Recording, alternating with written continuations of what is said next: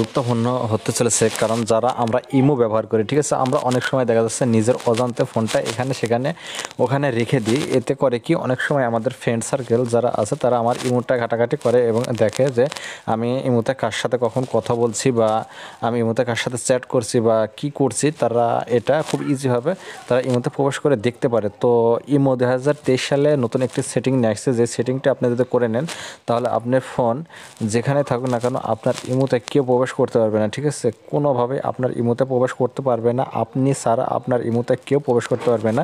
তো একটি মাত্র সেটিং করে নিলে, তো চলুন আমরা সেটিংটি করে নিই। সেটিংটি করার জন্য জাস্ট আপনার ইমোতে প্রবেশ করবেন এবং এখান থেকে আপনার কর্নারে যে লোগোটা আছে লোগোটার উপরে ট্যাপ করবেন আপনার প্রোফাইলের। আমি আমার প্রোফাইলের লোগোটার উপর ট্যাপ করলাম। ট্যাপ করার সাথে সাথে এমন ইন্টারফেস আপনার সামনে চলে আসবে। এইখান থেকে জাস্ট আপনাকে সেটিং নামক অপশনটির উপরে ট্যাপ করতে হবে। এটার উপর ট্যাপ করার সাথে সাথে ঠিক এমন ইন্টারফেস আপনার সামনে আবার চলে আসবে।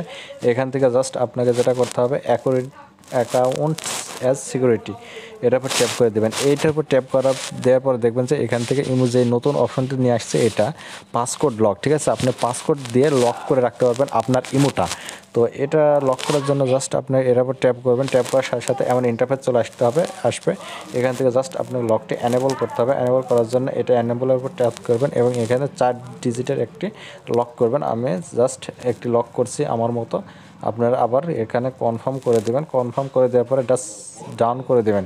ডান করে দেওয়ার পরে এখানে যেটা আছে আপনার এখান থেকে অটো লক, ঠিক আছে, এটার উপরে ট্যাপ করবেন। এই লকটা যদি আপনি সব সময়ের জন্য করতে চান তাহলে এখান থেকে এভরি টাইম করে দেবেন। আর যদি মনে করেন যে 5 ঘন্টা বা 1 ঘন্টা বা 15 মিনিট বা 1 মিনিটের জন্য করতে চান তাহলে এগুলো সেট করে দিতে পারেন। তো আমি এভরি টাইম করে রাখলাম। তো এখন আমার কাজ শেষ, এখন ব্যাকে যাব। ব্যাকে আসার পরে এখান থেকে আমি ইমোট থেকে বের হয়ে আসলাম। বের হয়ে এসে এখন আমি চেক করব আমার ইমোটা আসলে কাজ করছে নাকি। আমি ইমোতে ট্যাপ করার সাথে সাথে এখানে দেখেন আমার ইমোটা ট্যাপ করার সাথে সাথে দেখেন যে এমন ইন্টারফেস চলে আসছে, আমার লকটা চলে এসেছে। এখন আমি ইমোতে প্রবেশ করতে পারছি না এবং কিছু দেখা যাচ্ছে না, ঠিক আছে। তো ভিউয়ার্স, ভিডিওটি এই পর্যন্ত। ভিডিওটি কেমন লাগলো অবশ্যই কমেন্ট করে জানাবেন। আর এই টাইপের ভিডিও পেতে আমার ভিডিওটি অবশ্যই শেয়ার করবেন, ঠিক আছে। তো অবশ্যই চ্যানেলটি সাবস্ক্রাইব করে চ্যানেলের পাশে থাকবেন।